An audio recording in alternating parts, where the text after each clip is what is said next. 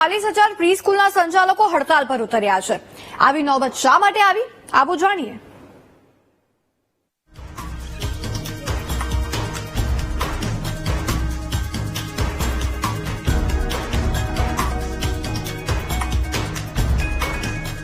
Pre સ્કૂલના સંચાલકોની હડતાલ।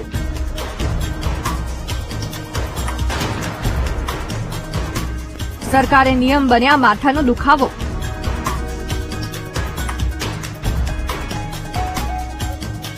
બાળકોનું બીજું ઘર રહેવા દો તેવી માંગ। સૌ કોઈ જાણે છે કે બાળકના ઘડતરની શરૂઆત પ્રી સ્કૂલથી શરૂ થાય છે અને પ્રી સ્કૂલ હંમેશા આસપાસના વિસ્તારમાં જ હોય છે, પરંતુ રાજ્ય સરકારના 3 નિયમોએ પ્રી સ્કૂલ સંચાલકોને દોડતા કરી દીધા છે અને આજે રાજ્યભરમાં 40,000થી વધુ પ્રી સ્કૂલ સંચાલકોએ વિરોધ પ્રદર્શન યોજી બાળકોનું બીજું ઘર રહેવા દોના નારા સાથે વિરોધ નોંધાવ્યો। આખું એક કમ્યુનિટી છે પ્રી સ્કૂલ કમ્યુનિટી, જેમાં ટીચર્સ, સંચાલકો, આયા માસી, ડ્રાઈવરો, કુક ને બધા બહુ જ છે, જેમનો નંબર મને લાગે 5 લાખ કરતા બી વધારે કે બહુ વધારે હશે આખા ગુજરાતની વાત કરીએ તો આ એવું નથી કે પ્રી સ્કૂલ બંધ થઈ જશે તો કોઈને ફરક નહીં પડે, એવું નથી। સૌથી મોટો મુદ્દો એ છે કે એવા લેડીઝ ને વુમેન્સ આને મેજોરિટી ચલાવી રહ્યા છે, જે સિંગલ વુમેન છે, ડાયવોર્સ છે, અને જે કદાચ જો ડાયવોર્સ અને સિંગલ વુમેન નથી તો બી એક ઇન્કમનો પાર્ટ પોતાના ઘરમાં એનું યોગદાન આપે છે। પ્રી સ્કૂલ છે એટલે પ્રી સ્કૂલો છે જે મમતા જેવું વાતાવરણ આપી શકે બાળકોને, એટલે અમારો બધો જ સ્ટાફ છે લેડીઝ સ્ટાફ છે। હવે લેડીઝ સ્ટાફ 5 લાખ તમે કાઉન્ટ કરો, અમારે પાસે સ્લોટ સ્ટુડન્ટ ટીચર રેશિયો હોય એટલે મિનિમમ એક સ્કૂલ પાસે 20 તો સ્ટાફ હોય જ, એટલે 5 લાખ મહિલાઓ છે એ જો આ બધી જ પ્રી સ્કૂલો બંધ થાય તો બેરોજગાર થઈ જાય। પ્રી સ્કૂલ મોટાભાગે મહિલાઓ દ્વારા ચલાવવામાં આવે છે અને એક અંદાજ પ્રમાણે રાજ્યમાં 5 લાખ મહિલાઓ પ્રી સ્કૂલ સાથે સંકળાયેલી છે। તેવામાં સરકારના નિયમ પ્રમાણે પ્રી સ્કૂલ ચલાવવી મુશ્કેલ છે। સરકારના નવા નિયમ પ્રમાણે જે જગ્યા પર પ્રી સ્કૂલ ચાલુ કરવાની હોય એ જગ્યાની બીયુ પરમિશન ફરજિયાત કરવામાં આવી છે। જે જગ્યા પર પ્રી સ્કૂલ ચાલતી હોય તેનો 15 વર્ષનો ભાડા કરાર ફરજિયાત કરવામાં આવ્યો છે।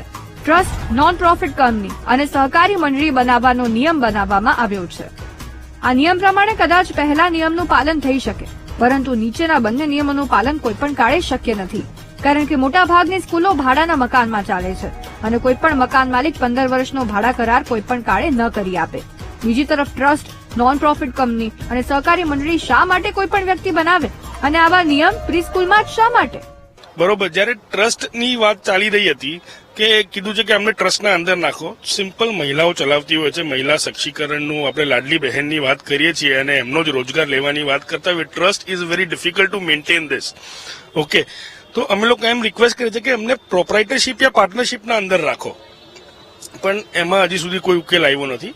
હાલ તો પ્રી સ્કૂલના સંચાલકો કોઈપણ રીતે સરકાર સામે લડી લેવાના મૂડમાં છે, કારણ કે 5 લાખ મહિલાઓની રોજગારીનો સવાલ છે। 90% પ્રી સ્કૂલો બંધ થઈ જવાના ભણકાર વાગી રહ્યા છે। અહીંયા એક વાત નથી સમજાતી કે સરકાર પ્રી સ્કૂલોને કેમ બાનમાં લેવા માંગે છે, કેમ પ્રી સ્કૂલો પર જ નિયમો થોપવામાં આવી રહ્યા છે, કેમ બીજી ખાનગી સ્કૂલો પર આવા નિયમો નથી લાગુ થતા। અહીંયા કદાચ બાળકોની સુરક્ષાની વાત થતી હોય તો માની લઈએ, તેમાં કોઈ વિરોધ પણ ન કરે, પરંતુ રહેણાંકના મકાનમાં બીયુ પરમિશન મળવી મુશ્કેલ છે। બીજી તરફ બીયુ પરમિશનના નિયમો પણ અઘરા છે। બીજી તરફ 15 વર્ષનો ભાડા કરાર કોણ કરી આપે અને કોઈ પોતાની ખાનગી માલિકીની પ્રી સ્કૂલને શા માટે ટ્રસ્ટ બનાવે?